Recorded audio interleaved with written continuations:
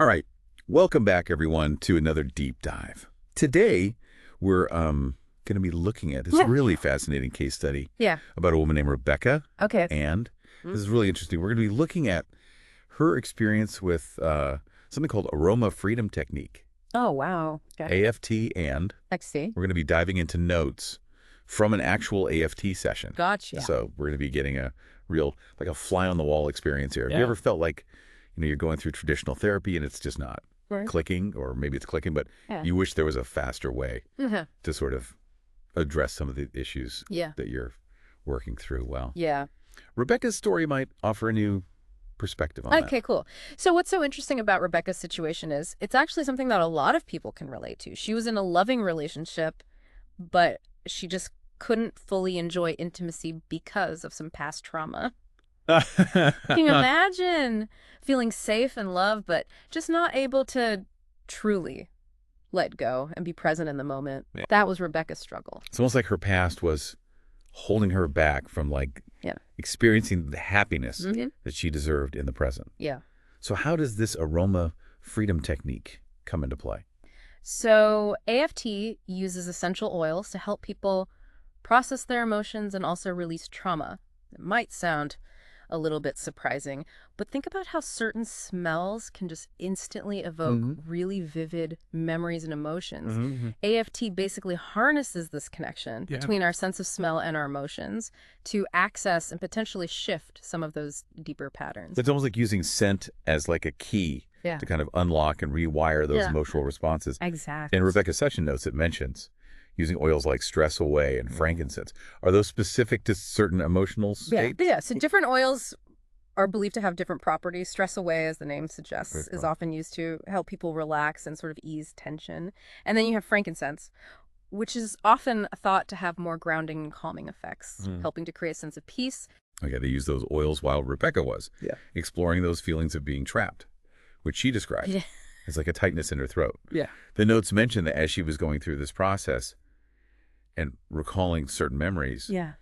they started to lose their emotional sting, almost like watching an old movie. What's happening there? So that's a really crucial aspect of trauma processing. So by reducing the intensity of the emotions that are attached to those memories, AFT can help create a sense of detachment from them. And that allows someone like Rebecca to gain a new perspective on those past experiences. Yeah, that makes sense. And that kind of leads us into the next stage of the session, where they used lemon oil. And Rebecca described this as actually visualizing her neural pathways clearing. It's a pretty powerful image. Yeah, the use of visualization is really fascinating here. So by actively imagining those neural pathways clearing, Rebecca was really engaging with her healing process on a much deeper level. She wasn't just passively receiving therapy, you know? That's really cool. Okay, so we've talked about the oils and the visualization, but what about the affirmations that are mentioned here? What role do those play in aroma freedom technique? So affirmations are a key element in reinforcing those positive changes that are achieved during the session. Rebecca's affirmation was, "I enjoy feeling safe with my partner."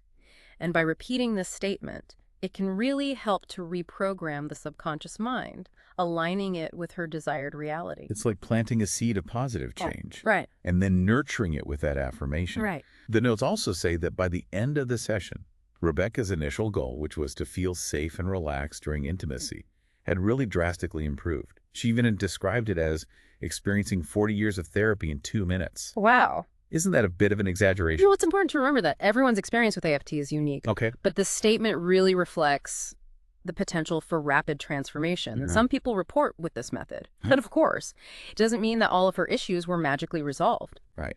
And the session notes do mention that it also uncovered some areas for future work. Specifically around the fear of abandonment. Exactly. Healing's an ongoing journey, and AFT can be a really valuable tool to help identify and address those deeper layers as they emerge. Yeah, but she walked away with practical tools and a sense of hope and her partner's support. Throughout the process, sounds incredible. He even offered to put on 10,000 oils if it would help. Wow. Well, that's dedication. It really speaks to the importance of having a supportive environment when it comes to healing.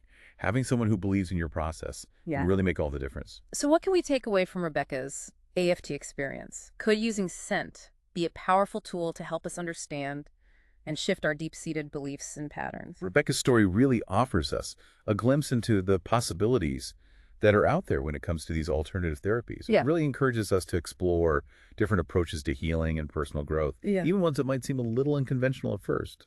It really makes you wonder, could AFT or of that other non-traditional therapies be that missing piece for some people? If this has piqued your curiosity, why not explore it further, do your own research, learn, and discover what resonates with you on your own personal journey of personal growth. Thanks for joining us for another deep dive. We'll catch you next time.